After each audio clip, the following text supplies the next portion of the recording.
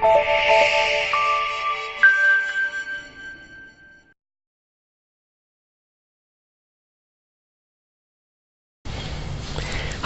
Doug Goldstein here, a quick Rich as a King video blog on the topic, if I own a property outside the United States and I collect rent, do I have to declare that income to the IRS? So, as with all of the blogs we do, I always like to have three parts: a strategy, a tactic, and an inspirational quote. So the strategy here is, it's fine in the big picture to own real estate as part of a diversified portfolio, and to have even greater diversification, owning a property overseas could make a lot of sense for a lot of people. The fact is, however, you have to remember that any income that you as an American receive anywhere in the world from any source is reportable to the IRS. So make sure that you include that information on your tax return. The tactic that I want to give you is something even a little more complicated that sometimes people miss out. A lot of times people own a property outside the United States and they collect rent, and the rent is paid into a bank account, a non-US bank account. So there's a form that you have to file with the IRS if you own at any point during the year more than $10,000 in a foreign bank account.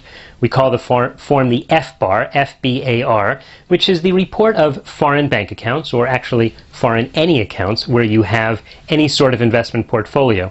So if you have a property and you're receiving rent, make sure that you put the account into your FBAR form, or the penalties are huge. If you want to learn more about FBARs and dealing overseas, go to www.expatguidetomoney.com. Again, that's www.expatguidetomoney. You can learn a lot there.